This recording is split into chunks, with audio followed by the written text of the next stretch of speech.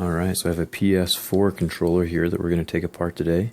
It's also called a DualShock 4. So there's 4 screws around the back, just your normal Phillips head screws. So I'm going to take apart each one of those. They're all the same size, so I'm just going to set them aside. And then I found that if you kind of pinch each of the little handles, it kind of will separate the back from the front of the controller, and you can kind of wedge your little pry tool in between. And there's a series of latches around the outside that are stuck really tightly, holding the top to the bottom of the controller. So if you find each little clasp and clip it, it'll pop out, and you can see that the back of the controller right here is coming loose from the buttons. If you watch at the very end of the video how I put it back together, it'll make a lot more sense how it comes apart. You see the button came loose right there. I can just click it back into place, so it's pretty simple. Right here you can see the battery as well as the white ribbon cable which goes to the charging port. So I'm just going to pull that away from the little connector on the motherboard.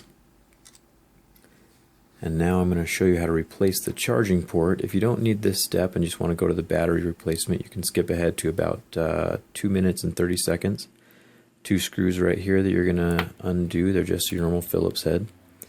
And then you can start moving the little pieces of plastic. And this is all for the light that is on the controller for the how it communicates with the camera and the Xbox, and the PlayStation.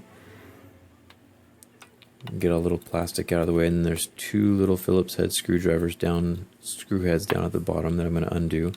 And then the charging port itself just comes loose from the controller.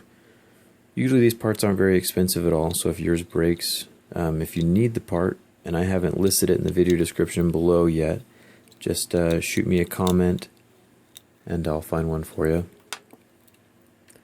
Getting it all put back together, getting those 2 Phillips head screws back into place.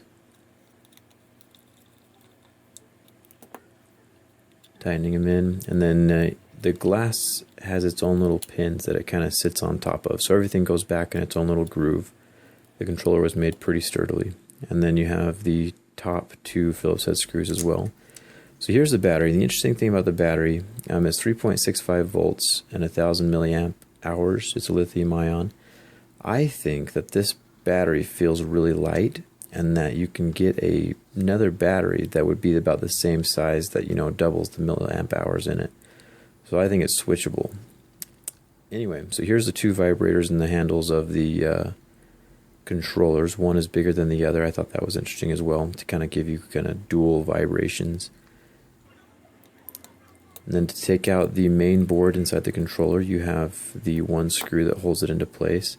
And as you're separating the main board from the top half of the controller, there's a few little buttons that might fall out.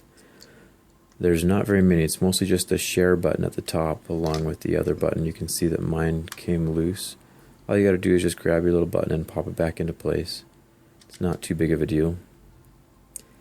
And so all these buttons, they are swappable as well, so you can just pop those out and pop new ones in. And then here's the main board. Nothing on this is really swappable. All the like the vibrators and everything else is soldered onto the main board, so there's nothing really that you can change out on this section of the controller.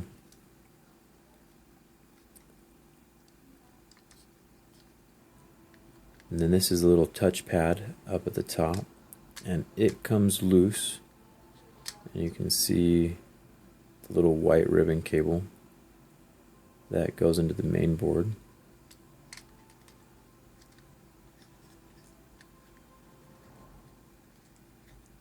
Just clip that back into place. And then back to the main board again. So this is the little speaker right here in the main section. So if your speaker goes out, you can swap that out. And you can see on the main board, these little connectors right here is how it gets its communication. It just rests against those little gold connectors, and it tells it what to play. Kind of fun. Anyway, get that position back into place again, back on the main board. And then set it directly on top of the plastic. I keep it face down just so I don't have to deal with all the buttons coming loose and falling out.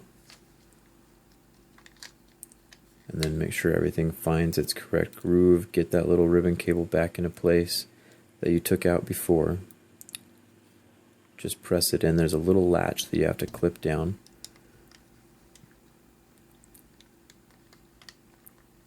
And then get the back plastic with the little battery compartment. And I think, if you do find a different size battery, one that lasts longer, you can modify that compartment just a little bit, shave away a little bit of the plastic. It looks like the battery, there's room around the battery as well. Anyway, here's the charging port ribbon. You can kind of see me getting that into place, just making sure just do it super gently, not to bend the cable at all, not to scrape off the little gold connectors on it. Just push it straight in. Then it holds itself. There's no latches or anything on this connector.